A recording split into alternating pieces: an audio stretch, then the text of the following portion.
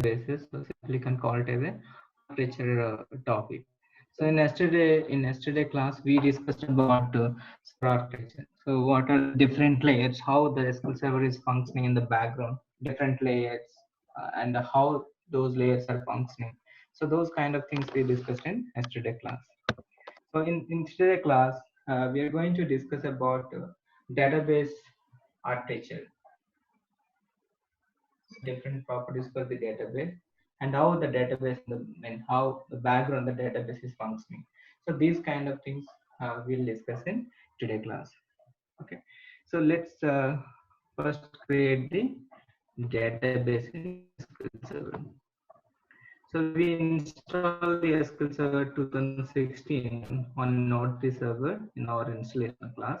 So when you install the SQL Server, we'll get this main. We can view the SQL Server this way. So databases, security. So in the database, whenever we create any databases, the databases will comes to the database tab.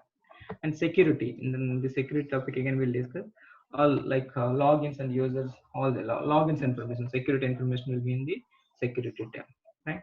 So again, if we expand the databases, we can see the system databases, database snapshot.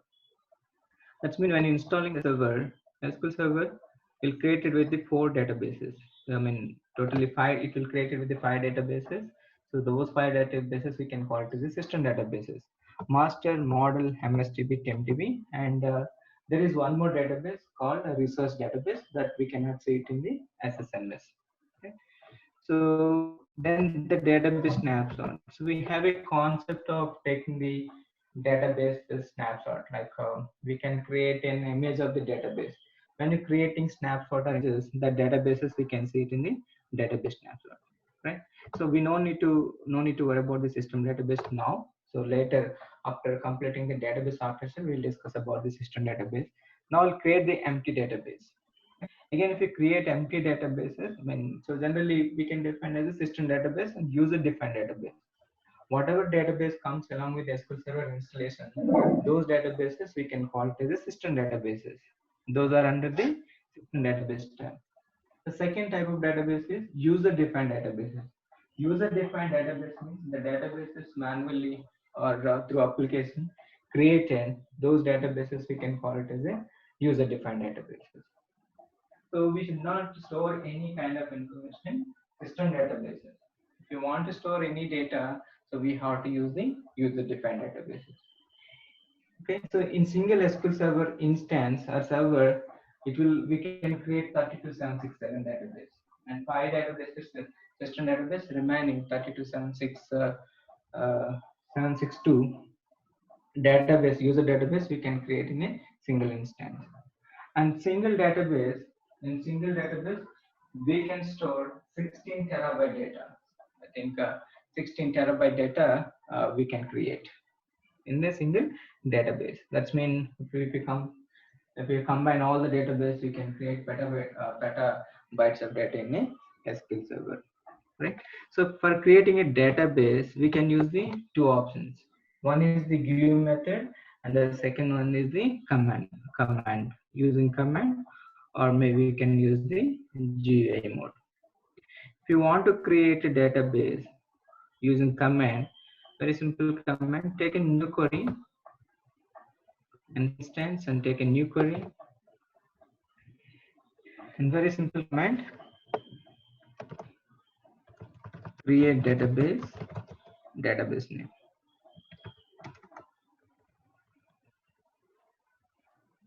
testdb, and execute it. So that's a simple way we can create a database. And here we can see the testdb. If you want to create database using GUI mode, so right click on the database, new database, and we need to specify the database name.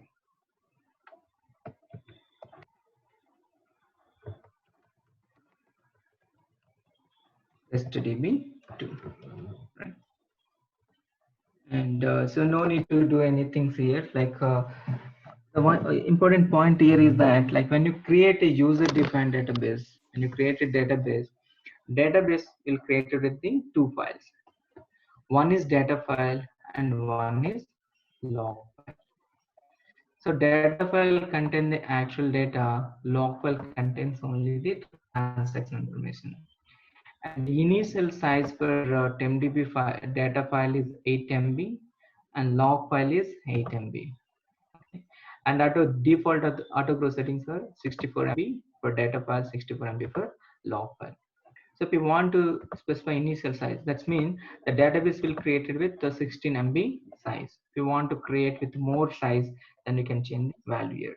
I'm giving 100 MB for data file, 50 MB for log file. This means now the database size will be 150 MB. And here auto growth settings like means, so when it is completed 100 GB, 100 MB, then by 64 MB the file automatically increase. And unlimited here. The unlimited means 16 terabyte size we can store in single data file, right?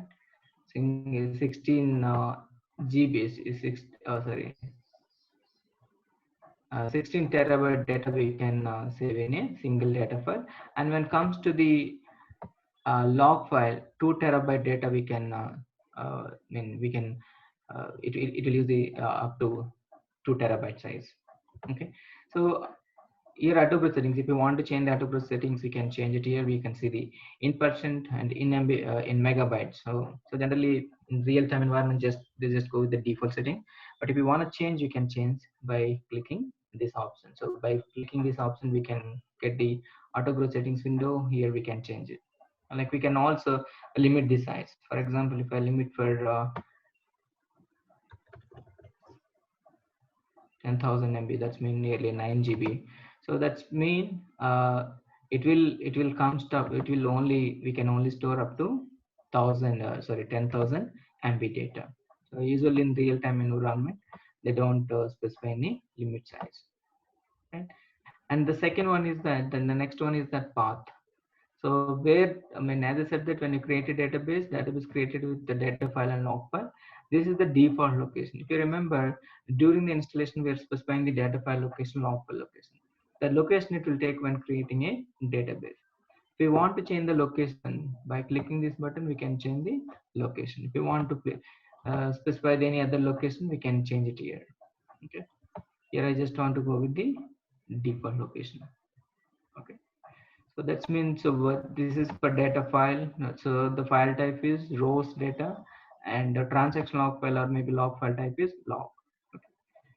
And click OK.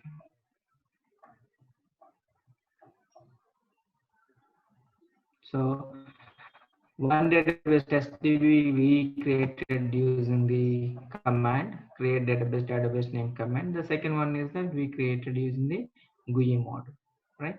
So both ways we database name, so we cannot specify any autograph settings or anything. So just it will take the default settings to create a database. No need to specify. But when you want to create using the GUI mode, so there is an option to specify the autograph settings or maybe in adding more initial size. So there's those kind of things you can do when you're using the GUI mode. Okay. For example, if you create a database using the command, and if you want to change the database properties, now what we need to do then? We need to select the database and go to the properties. In the properties, we can see the file options. Click file, files, and here we can change the values if we want.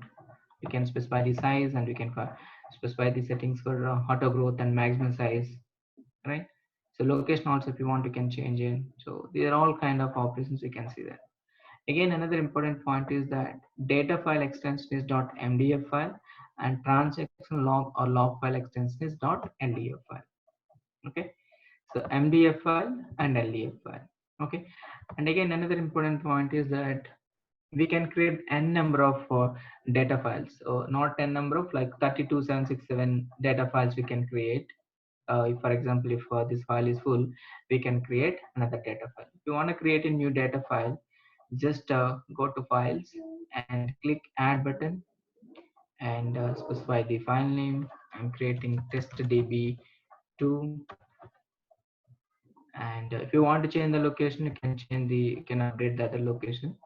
So maybe another location if you want, you can select. Here I just want to go with the same location. and we need to specify the physical file name testdb2.ndf file. That's mean whenever you want to create a new data file, that extension should be .ndf file. That's mean when you create a database created with two files, data file and log file. So the data file extension, default extension is MDF, and we cannot change it. And another file is LDF file, or maybe log file we can call it. And then extension is .ldf file. But any reasons, if you want to create a new data file, then the file extension will be .ndf file. So as for Microsoft, it will support 32,767 files for single database, right? So that is the way we can create. The later classes will discuss about the file group and So in general, how click it would OK. be, Malesh? Like we'll be creating new files, or one file will be up to 16 gigs, 16 TB. The only one file. So generally, like if the database contain huge amount of data, like terabytes of data, then the recommendation is to create the multiple files and multiple file groups to improve the IO operations. Like if it is like less than 100 or maybe 200 or 300 GB, generally people prefer to go with only one data file. Okay. Like for example, they created a data file in D drive. Some reason D drive is full, or maybe some reason D drive is not functioning, right? In that case, what we can do, that we can create another data file and another drive which is functioning properly. For example, E drive is functioning properly, and we can create another data file in E drive, because the D drive, we don't have any option to expand the D drive is almost full. So in that case, maybe we can use we can create another data file in another drive where the space is available. Okay. Yeah. Thanks. Okay, so and another important one is that, like which account we are using to create the database, he will be the owner for the database. Here I connected my server with Malus admin account, and when I create a database, so the default owner for the database is Malus admin. Whether using command using or maybe GUI mode, so he will be the by default, he will be the database owner. If you want to see the database owner information, you can go to properties and then go to files. Here we can see that Mileage admin. Like this user will have the full permissions on the database. Like he has the full permissions on database. Whoever the owner, he can do anything on the particular database. If you want to change the database owner, maybe we can click this button. We have to click this button, and then specify the account, or maybe we can use the browse button. In the browse button, we can see the all available account. Here I want to select the SA account. Click OK and click OK. Now owner is SA account. If you go to database properties and if you verify the owner, we can see the SA, right? So this is all the appearance of the database. Now then come to the architecture. So now we are clear about how to create the database, right? And what are the files available. So what kind of information will be in the like how the data will be storing in the database, in the background, how it is functioning, all the kind of information we'll discuss now. Before moving to that, like when you create database, so database contains the database objects. So database objects means tables, views, triggers, stored procedure. These are all we can call it as a database object. So the data by default, the data will be storing in the tabular format in the database. Like if you remember, we discussed about database definition. So database is a collection of information that can be organized. The information will be in the tabular format, tables. Like let me create a small table. So don't worry about creating tables, creating store procedure, all kind of database objects managed by the developers. We are not responsible for creating any tables or writing store procedure. If you want, you can create for some kind of automation related operation for your own purpose, but application related tables or functions we should not create. We are not responsible. Okay, for testing purpose, I'm creating a table. Create table tab 1 as number, like employee, you can give it as number e number, e name is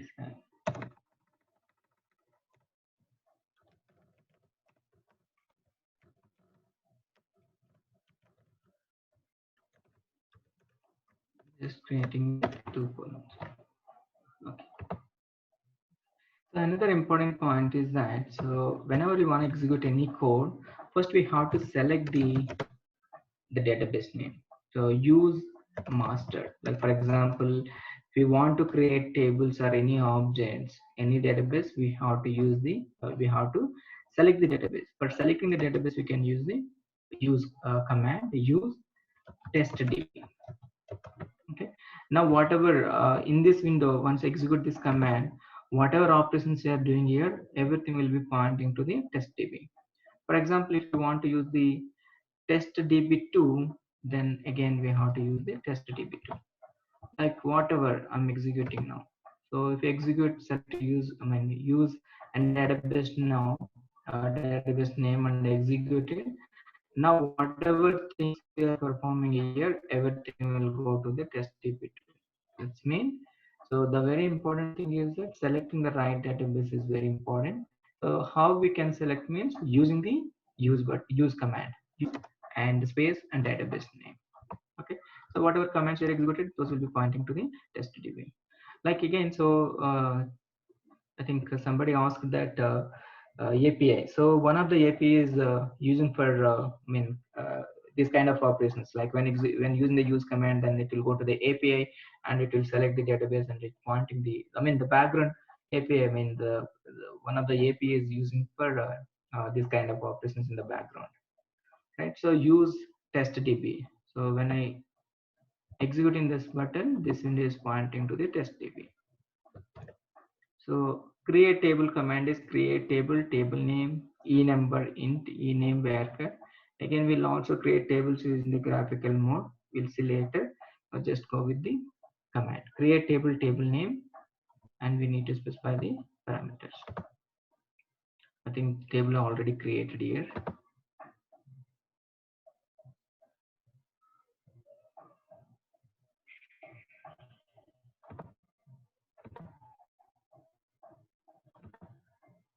Here we can see the EMP table. Okay. So now insert the data. Insert into EMP.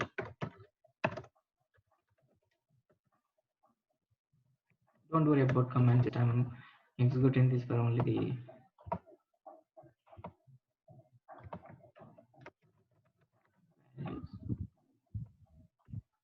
so that's mean employee table. So I created this table, EMP table, for storing the employees information. So like employee number is 101, employee name is ABC.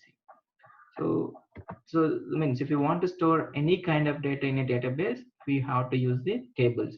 In the tables only we need to store the information. If you want to view the data in a table, we have to use the select statement. Select star from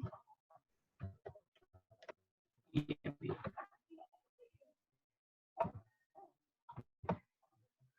So 101 ABC. That means whatever information you want to store, we have to use the table, like HR's information, or employee salaries information, business related information, everything. Whatever you want to store in a database, we have to use the table. The table in the tables only the data will store, right? So now we're clear about how the data will be storing in the database, right?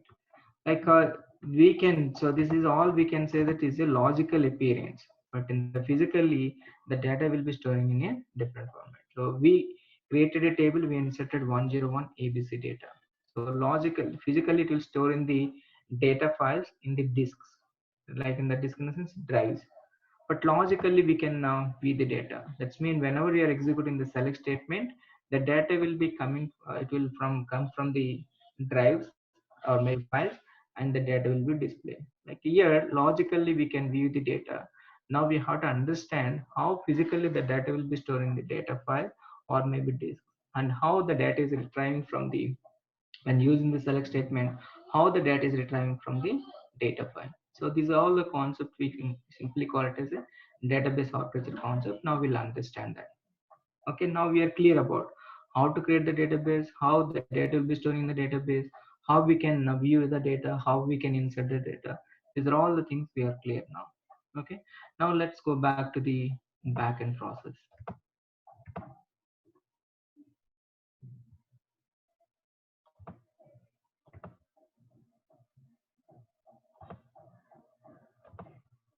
Okay, let me open the document, database operation. So let me draw a diagram.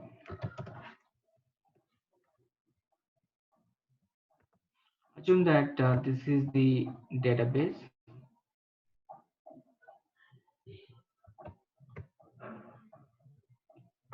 and we can say the database name is testdb.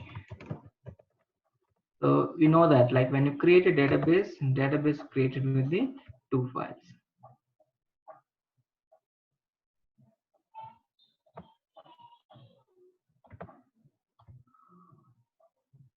One is a data file and one is log file. Data file, and default extension for default file is .mdf.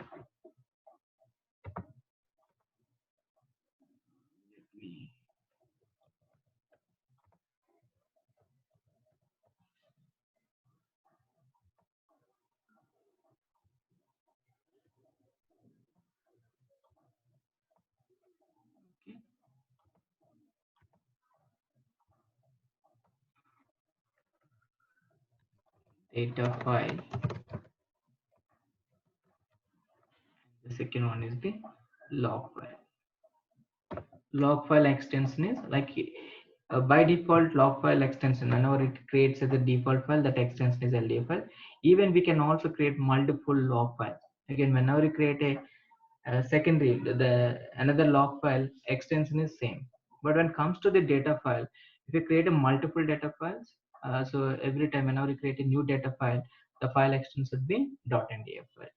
Okay, so you can call it as a log file, and extension is .ldf file, and this extension is .mdf. And if you create another data file, that extension should be .ndf file. Okay, now we are clear about, now we'll understand that so what is LDF file, what is a data file, how the data is storing in the data file. So first we'll I mean LDF, we already clear about the transaction. Transaction means it's a group of statements or maybe group of operations that we can call it as a transaction. All the transaction related information will be stored into the LDF file. Actual data will be storing in the data file. So for example, the transaction, what is transaction information means? Transaction information means what type of transaction, like we have a various transactions, insert, update, delete. What type of transaction, who executing the transaction, what time the transaction is started, what time the transaction is completed, right? So whether what is the status of the transaction is committed, rollback, all this kind of information simply you can call it as a transaction related information. So everything will be transaction related information will be in the LDF file or maybe log file. So when it comes to the data file, the actual data will be in the data file. So in our example, we inserted the data, right? So like we created transaction, and using the transaction we insert the 101 ABC record. So in this, like what type of transaction, this is the insert transaction, what time it started, uh, maybe 10:25 or something, and who executed the transaction, whether the transaction is completed, all this kind of information will be in the LDF file. And actual data 101 ABC, this data will be in the, this data will be storing in the data file. Okay, so that's mean that actual data will not store in the LDF file, only the transaction information will be storing. But LDF file is very important. Even the data is not, actual data is not storing in the LDF file, it is very important file. Without LDF file we cannot we cannot start, we cannot do any operations on the database. LDF file is very important. Mainly LDF file we are using for recovery purpose. So So maybe you can get a question like nothing is the actual data is not storing in the LDF file. How it can be useful for recording purpose? That will understand the end of the database architecture. Okay, so LDF file is very important, and LDF file only it contains the transactions information. Okay, the next one is that data file. So in the data file, the actual data will be storing in the data file. So actual data means in our example 101 ABC, that we can simply call it as the primary main data. The data will be in the data file. Again in the data file, the data will be storing in the binaries. The storage, the starting point of data allocation unit is paging. That means whatever data is coming from the application, the first the data will be storing in the paging. Paging in the sense 8 KB data. So generally that background, in the background it only understand, mean the data will be storing in the binaries format, because the machine is only understanding the binaries format. So whatever data we are inserted 101 ABC, that will be converted, that will be storing as a binary format. Binaries means 0110, the kind of data we can call it as a binary format. Again the data first will go to the page. So single page contain 8 KB data. So once 8 KB is completed, 8 KB data is completed, then it will use the next page. That's mean the starting point of, the starting storage unit we can call it as a page. That's mean, let me specify an application. Assume that this is an application, and we already discussed about the buffer yesterday. Buffer in the sense simply can define as a RAM. Application first it will go to the RAM, and then after that uh, the transactions information will be storing in the LDF file, and then actual data will be storing in the data file, right? So when it comes to the data file, the first storage unit is page.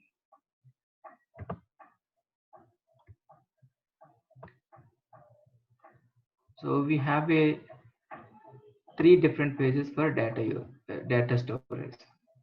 One is that data paging, like normal data, varchar, integer, normal data types data will go to the data paging. Then the second page is index paging.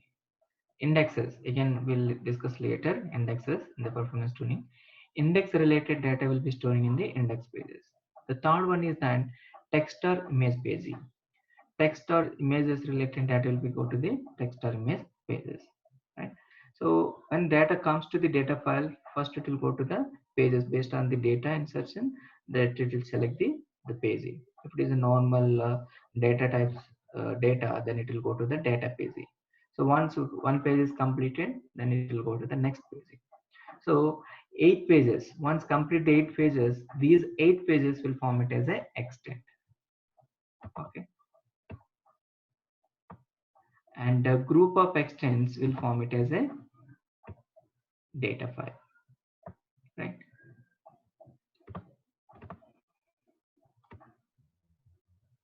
Right here. So page is this small, starting point of data storage unit, and it contains the 8 KB data. So in the page, the data will be storing in the binaries format, 101001 format. The data will store. Again in the page, 96 bytes allocated. So the page contains 8 KB data. In 8 KB data, 96 bytes allocated for page header.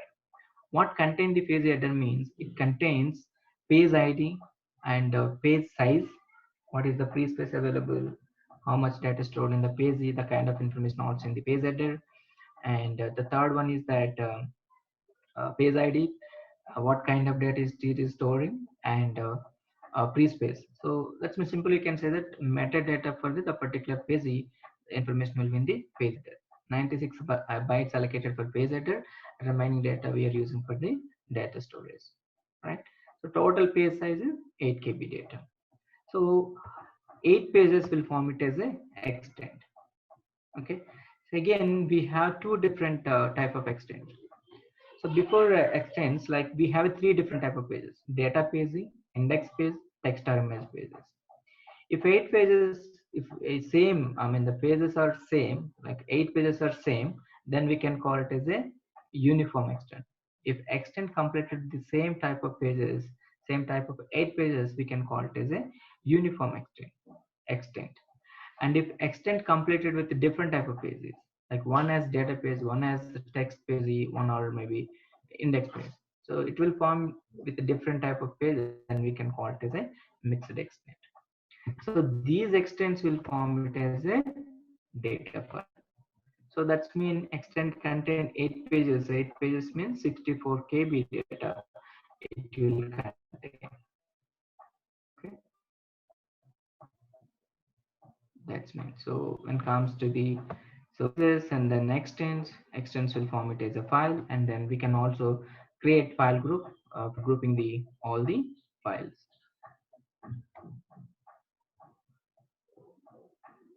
Okay. Right, so any questions, Sandy? So that is the storage procedure on the data file. Now we'll, if we clear about, then we'll discuss about the log file. So that's mean whatever data is come to whatever data we are inserting, the transaction, the particular data insertion transaction information will be in the LDF file, and then actual data will be in the data file. In the data file, the data will be storing in the format pages and extents. So pages, that is the store, the main starting point of data storage unit, and then for 8 pages will extend, group it as an extent, and group of extents will, we can call it as a file, right? So that's about the data file storage unit. And then comes to the log file. In the log file, the transaction information will be in the, will be storing in the BLF files. BLF files means virtual log files. When you create a database,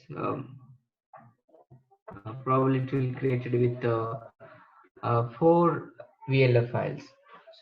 Okay, so the transaction, we already clear about LDF file contain the transaction information. It contains the transaction information. This transaction information will be storing in the VLF files. So actual data, the main data will be in the data file in the form of pages. But when it comes to the LDF file, in the LDF file, the transaction information will be in the VLF file.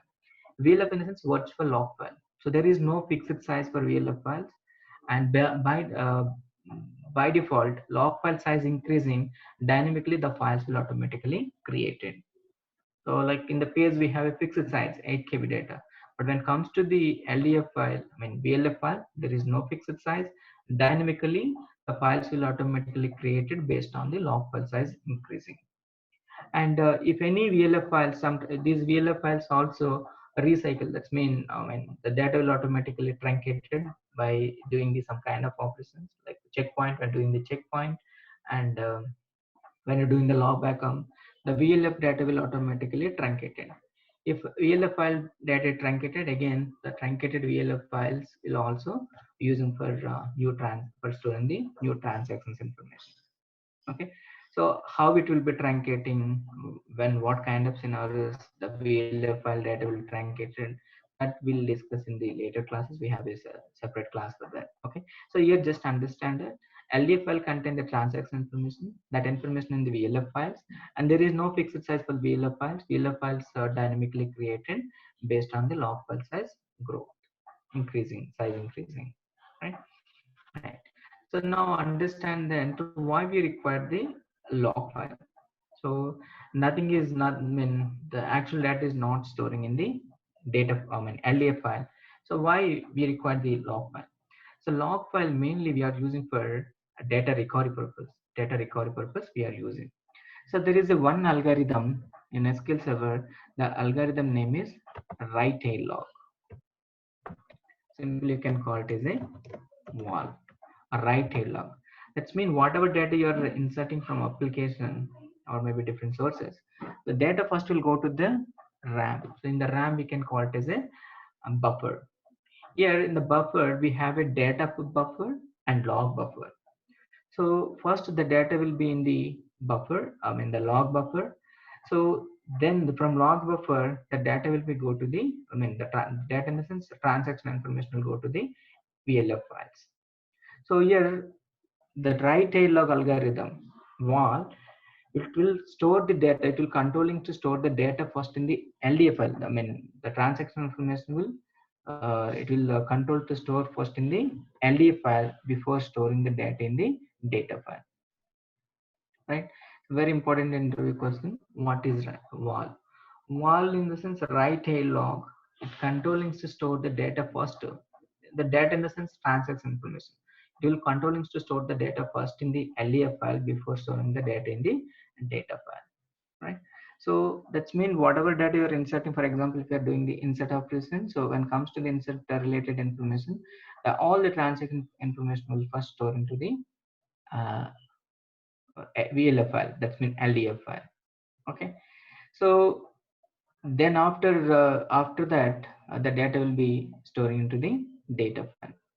So for example, assume that, so the best general example for the use of the LDF file, for example, if you go to any uh, maybe any hotel, we got maybe any hotel. So what we can do that, first we have to go to the register, like in the reception we have to give our details, like our identity information, phone number, the kind of information we are giving, right? So that's mean like LDF file is also in the database, it is also behaving like the same, like it note the all the kind of information, like from which user, from which application, what kind of transaction, all this information will be registered in the LDF file. So how it will be registering, working in the hotels, right? So and then after submitting all our information, then we'll go to our room, allocated room, and then we'll stay in there. Like if something is happening in that room for us, maybe we'll go to unconscious state. So that time, so what they can do that they will go to the register, and then based on our provided information, they'll contact our friends or relatives. The same way, the same way it will work. Like for example, some reasons the database is corrupted, and if you want to record the data, then we can use the LDF file, because LDF file contain all the transactions information. So using the log file transaction information, then we can record the data, right? So that's the reason we can simply say that it will work like a registry for storing the all the required information for the particular transaction, all transaction related information, right? So here this algorithm is very important. A write tail log. So write tail log is controlling to store the data first in the LDF file before storing the data in the data file. For example, we perform the transaction. So in the buffer, as for yesterday class, whatever changes we are doing in the database, all the changes first will happen in the RAM. Actual data is storing in data file, but the changes will not directly modify or updated on the data file. Whatever changes you are doing, the first changes will happen on the buffer. After completing the changes, later those changes will go to the data file. For example, we perform some transaction, we transferred 1 lakh money to some other account. So that means we got that confirmation that the 1 lakh is received. Okay, but this information is still in the RAM, and suddenly the powers are down, or maybe server is some reason server is down. So in that case, so but the user got the confirmation that the 1 lakh rupees is received at the complete the transaction, but this data is not still go to the data file. So these kind of transactions we can call it as a, I mean, again, but this information still exists in the LDF file, right?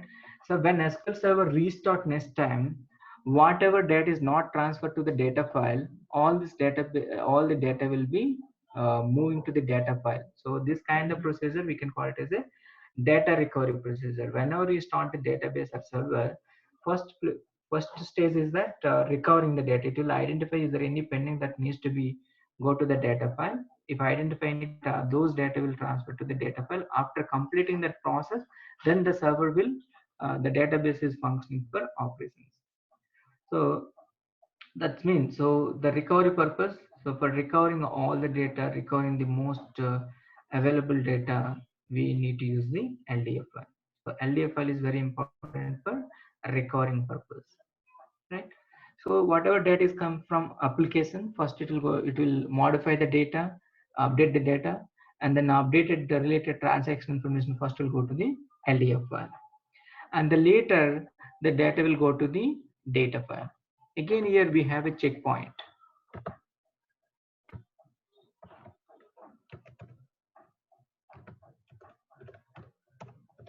Checkpoint or checkpoint.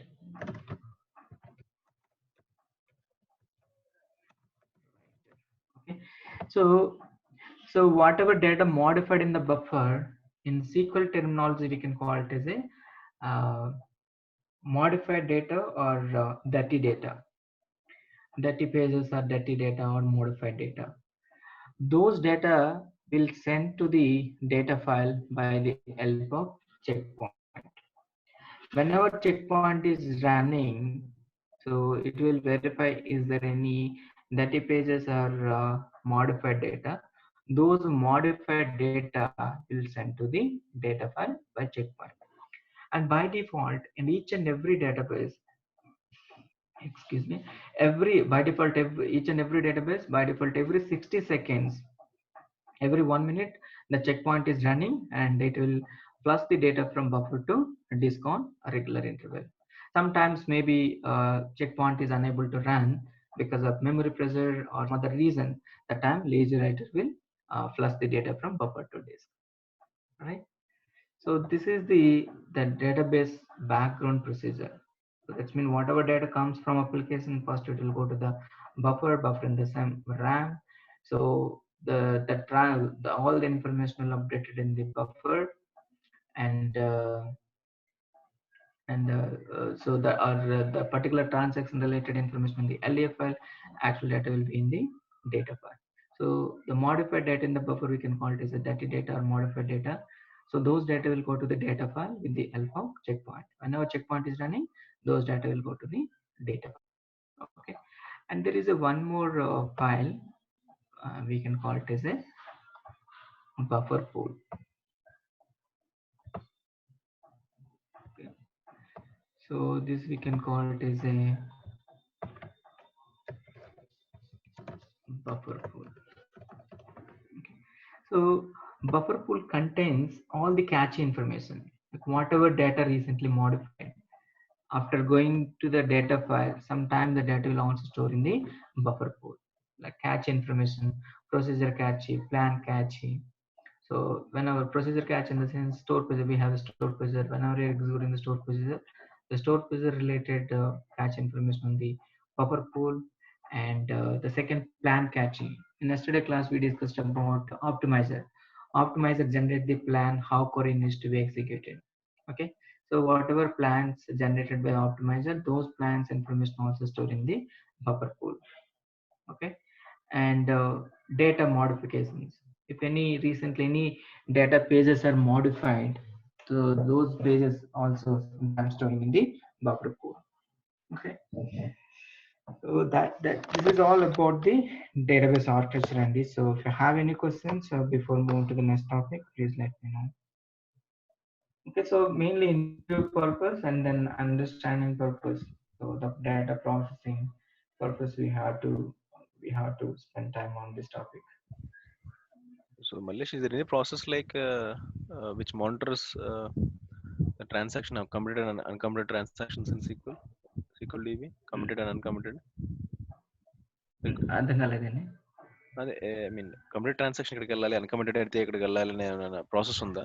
మీరు check point ఒకటే చెప్పారు కదా, so check point ఇక్కడ అలాంటిది వేరే process అయితే ఏం లేదండి. జనరల్ గా ట్రాన్సాక్షన్ కమిట్ అయింది అన్కమిట్ అయింది అనేది లైక్ ఆల్ ఇక్కడే ఉంటదండి, ఎల్డిఎఫ్ ఫైల్ లోనే ఉంటది. Like in LDF files in the VLF we have a 2 different type of VLF file. One is active VLF file and the second one is the inactive VLF files. So general గా మనం అరాకులు అయితే red log something ఏ ఉంటాయి, but అలాంటిది అయితే ఇక్కడ ఏమి ఉండదండి, only ఇక్కడే అనమాట అండి. సో అది కొంచెం మోర్ లైక్ సాలిడ్ ఆర్కిటెక్చర్ అనమాట అండి. అది హరాకిల్లో మీరు హరాకిల్తో కంపేర్ చేస్తే ఇక్కడ ఉండదు. Yeah, it's very very solid అండి, బట్ అక్కడ మనకి మొత్తం క్లియర్ గా ఉంటుంది కానీ ఇంత ఉండదు అనమాట అండి. సో ఇక్కడ we have only one LDF file. Only that LDF file contains the committing and uncommitted అనమాట. Generally here we can call it as a active VLF files. So as I said that log file contain the VLF files, but we have a two different type of VLF files. One is active VLF file, and the second one is the inactive VLF file. Inactive in the sense already the transactions committed. So those kind of data will be in the inactive VLF file. Whatever transactions are executing not yet committed, those transactions, if those transaction information storing in the VLF file, those VLF files we can call it as a active VLF files. Okay, so we have only one ELD file for containing the committed and uncommitted transaction. So once committed the transaction, then that information will be going to the data file. Okay, so ఈ check point కనుక are there any process apart from checkpoint? Any other processes? No other No processors other and process. Okay. so it's totally different architecture. Like Right. మనకి చాలా Oracle Very, అయితే very మనకి simple. చాలా process ఉంటాయి. It's very simple అనమాట. So just it will go to the RAM, mod, complete all the changes here, then it will go to the VLF file, and then all the So, complete data will go to the data file. so data file size and the log file size are both same, right? It should be the same. Or is No, there no, no. any option like okay, you said like truncation is there, right? VLF files. Yeah, so like ఏమవుతుందంటే ఇక్కడ like as I said that there is a two different type of VLF file, I mean active VLF file and inactive VLF file. So inactive in the sense that the transaction already completed. So those files we can call it as a VLF file. So in the database side we have the recovery models. Like next topic is our recovery models topic. So simple recovery model, full recovery model, or bulk log recovery model. If the database is running under simple recovery model, whenever checkpoint is running, checkpoint will do two operations.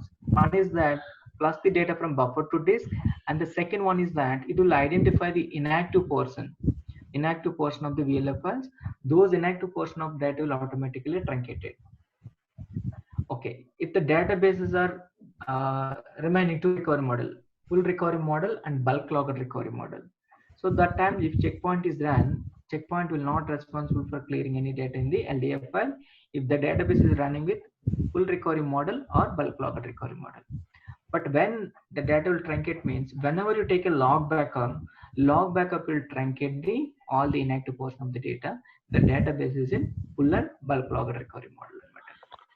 So we have a separate class for how the data will be truncating in the LDF file. Okay, can I come again on the buffer pool last topic? Buffer pool is very important and it's a sub part of RAM అనమాట. So RAM లోనే మనకు కొంత అనేది buffer pool కింద తీసుకుంటది. So buffer pool contain all the cache information like procedure cache. If you're executing procedures, like means when executing the procedure it has the plan. So the plan execution plan, the execution plan will still exist in the buffer pool. And the same way recently modified data, whatever data you are modified, sometimes the data will be storing in the buffer pool. And plan catching about optimizer will generate. So based on the plan, the queries will execute. Again, the plan catch information also will be in the buffer pool. So like if you're maintaining the asked amount of buffer pool, then that the performance will be high. So why it will be high in the sense, for example, so for simple question is that buffer pool contain all the cache information. The next topic is that how it will be useful, that we'll see it now. Let me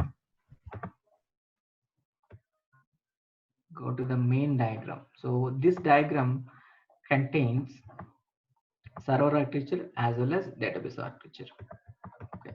So this is the application, and we discussed about the protocols, TDS in the sense protocols.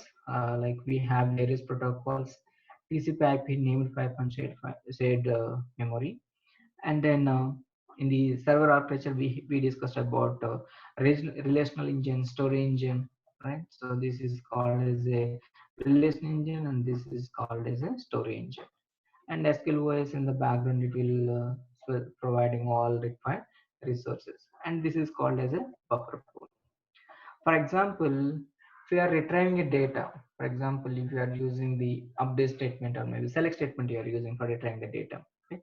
So this is the application. So first we'll go to it will connect to the database server through protocols. So protocols here we can mainly using TCP/IP. Once the connection hit the server it will go first. It will engine. The first uh, component is the parser. Parser verifies syntactically query is correct or not. If syntactically correct, it will send that information to optimizer. If any reason the query is syntactically wrong, excuse me, the same information will send back to the application. If syntactically correct, it will go to the optimizer, and the optimizer will generate the plan, how query needs to be executed, and it will always try to give you best plan. So again, how it will get the information for generating the plan? So there is a statistics. Again, what is statistics? All these things we'll discuss in the performance tuning that's related to performance tuning. Based on the statistics information, it will generate the plan. Okay, just understand that point. Again, I will reiterate that point in performance tuning classes. Okay, so optimizer will generate the plan. So the plan will be in the b-tree structure. Again, we will also discuss about the how the query execution plans, because those are comes under the performance tuning. Okay, later we'll discuss. Optimizer will generate the plan. Based on the plan, query executor will execute. While executing the query, it will connect to the story engine. The story engine we already discussed in yesterday, like we have different component, transaction manager, file manager, access method, buffer manager. Okay, so these are all the important components in storage. Like the query is, optimizer generate a plan, and then query executor executing. While executing, it will connect to the story engine through OLEDB provider. This is the connectivity connector. Okay, so access method. So when it comes to the story engine, here access methods will contain the what kind of information needs to be updated, modified, or retrievable. So these access methods contain the information. So access methods will give the information to the buffer manager. Buffer manager and the SAM. So we are doing all kind of operations in the buffer manager. So what will do the buffer manager? Buffer manager will go to the buffer pool.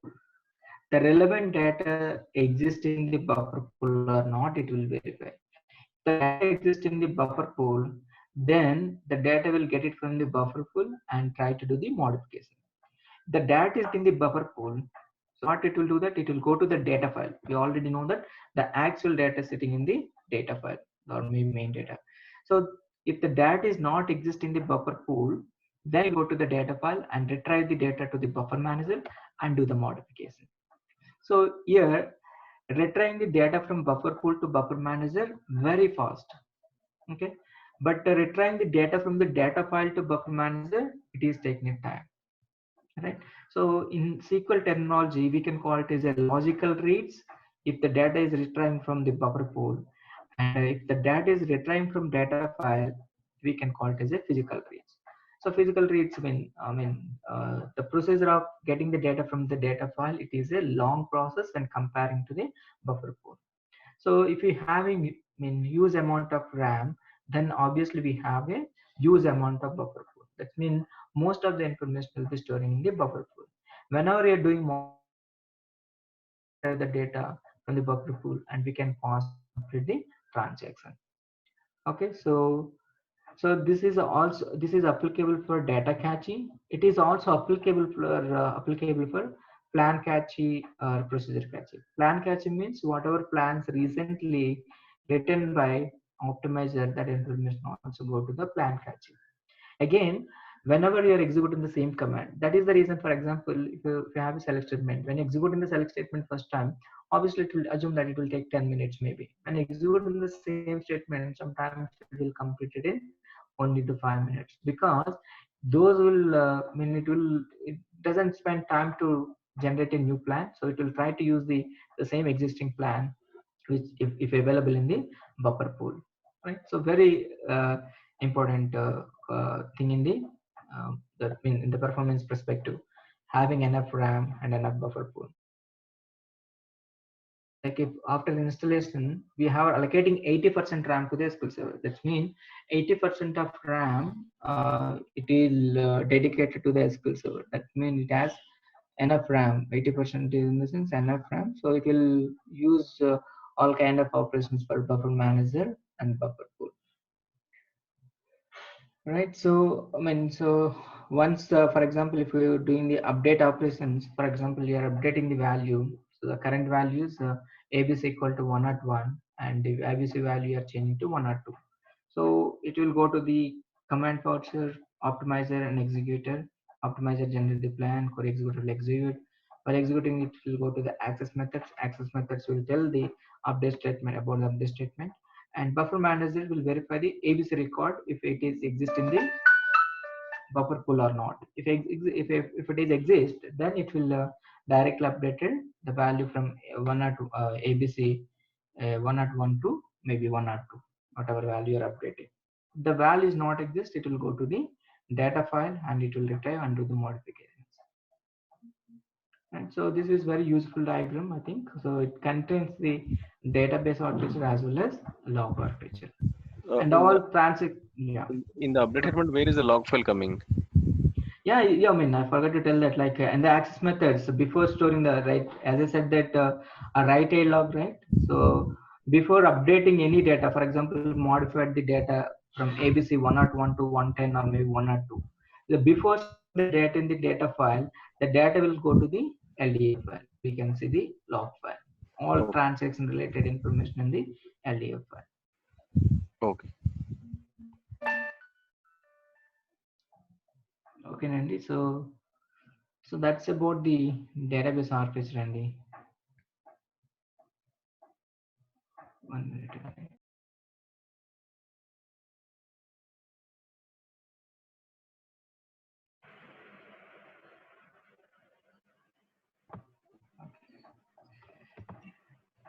That's about like a whole architecture thing, and I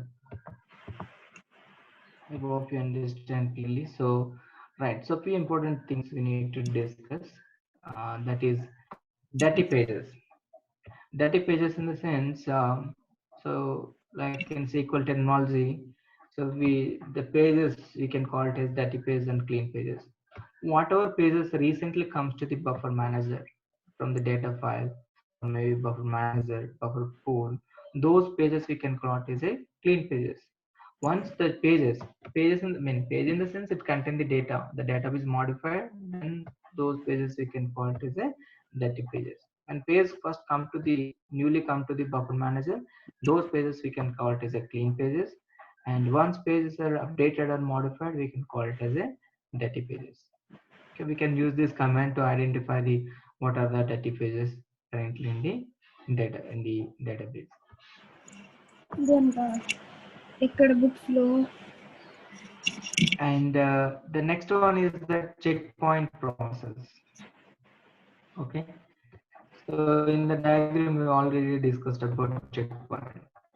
Checkpoint here, the checkpoint role is that flushing the data from buffer to disk, and if it is in simple recovery model, it will truncate the log from LDF file. Okay, so checkpoint will run in each and every database by default every 1 minute. Again, the runtime process is depend on the recovery interval. Okay, so based on the recovery interval, the checkpoint operation will run on the database. We want to see the recovery interval process.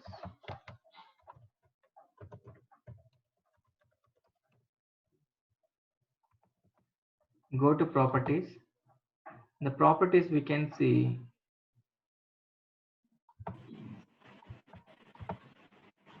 in the database settings we can see a recovery interval minutes. 0 means 1 minute or 60 seconds. So that is the default value. So based on this default value, checkpoint will run each and every database. We want to change to 2 minutes means 120 seconds. So we can change if we want, but most of the projects, so they don't want to change the value, they just go with the default value. Okay, based on the interval, so recovery interval time, the checkpoint will run.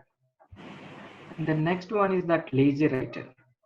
So lazy writer is also doing what operations, whatever operations done by the checkpoint, the same kind of operations also done by the lazy writer. It is always in the sleeping state. It is always in the sleeping state. When there is a memory pressures, when there is a situation which is causing unable to run the checkpoint, that time lazy writer will comes to the picture, and it will flush the all the it will try to flush the data from buffer to disk. That means if there is no performance, there is no memory, the memory problems in SQL Server, the lazy writer is always in the sleeping state. So one of the indications is that whether SQL Server has enough memory or not, based on the lazy writer occurrences, we can simply tell that. If a SQL Server has enough memory, enough process for operations, then the lazy writer will not run. It is sleeping state. Where when server under pressure because of memory especially, the time lazy writer will active and it will try to flush the data from buffer to disk. And also it will also try to clear the buffer pool. So it will go to the buffer pool and lost recent reason not abused data will also cleared by the checkpoint lazy writer. So but when running the checkpoint doesn't touch the buffer pool, but lazy writer will touch the buffer pool. It is identifying the data which is not modified very long back. Those data will remove from the buffer pool. So to clear the buffer pool, automatically it has some memory. It will the RAM will go back to the go back. We can use it for SQL operations. Okay, and the checkpoint and lazy writer is very important interview questions. So they mainly asking these two questions in interview point of view related to architecture. What is checkpoint and what is lazy writer? Checkpoint is a default operation. It run in each and every databases by default 60 seconds. That is the it's depend on the recovery interval. The default recovery interval is zero. Zero means 60 seconds or maybe 1 minute. It run in each and every database by default. And when checkpoint is running, it will flush the data from buffer to disk. And also, if database in simple recovery model, it will also clear the inactive portion of the data from the LDF file. Okay, we can also run the checkpoint manually. If you want, you can also run the checkpoint manually using checkpoint command. But when it comes to the lazy writer is a server level process. It is always in the sleeping state. Whenever memory pressures happen on the server, the time it will activate and it will flush the data from buffer to disk, and they will also try to clear the buffer pool data. Right? But we cannot run the lazy writer using manually.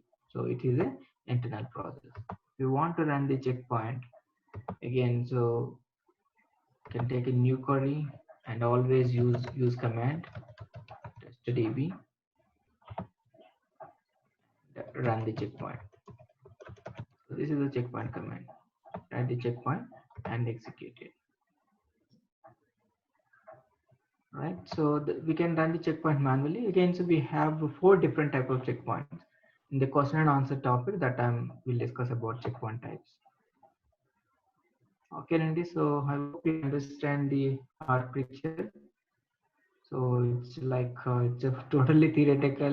Like we have to listen one more time for getting the, for getting more understanding, and we can also refer the document.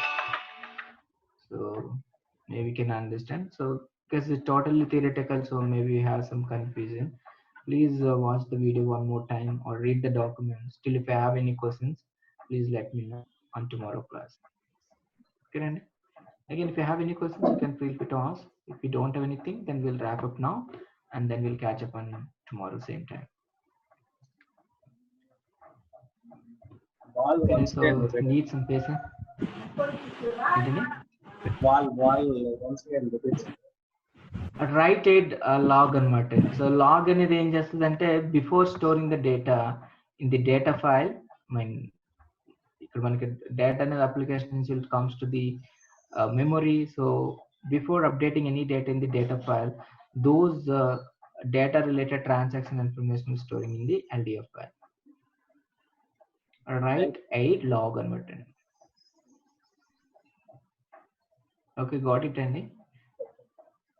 So like here ఇంకా more కావాలంటే like write a log అనేది it's a synchronization process, like whatever data comes to the memory, so the same at a time the data will be updated in the LD file. That we can call it as a synchronization process. Data storing in the memory and then log file is a synchronization process, but when it comes to the data file, storing the data in the memory and buffer or data file is asynchronous. It means it's not happening immediately at a time. But in the right tail, whatever data comes to the memory, so that same information will update it in the log file. So we can call that's the process we can call it as a synchronization. WAL. అదే so right ఎలాగ్ అనేది ఏం చేస్తుందంటే ఏదైతే data అనేది మనకు RAM లోకి వచ్చిందో ఆ ర్యామ్ లోకి వచ్చిన డేటా ఫైల్ లోకి కంప్లీట్ అవ్వకముందే ఆ డేటా అనేది ఎల్డిఎఫ్ ఫైల్ లో స్టోర్ అయ్యేలాగా కంట్రోలింగ్ అనమాట అండి. It's a kind of algorithm. It is trying to store the data first in the LDF file before storing the data in the data file. So that we can define it. Okay, Andy. So that is also very important entry question, Andy. So again, tomorrow is also it's a kind of we will discuss about first system databases, and then after that we'll discuss about interview question answers. Okay, creating database, overview of database. If we have a time, we'll also look into the other database properties, system database, other database properties, and an interview question answers. And that's for tomorrow class.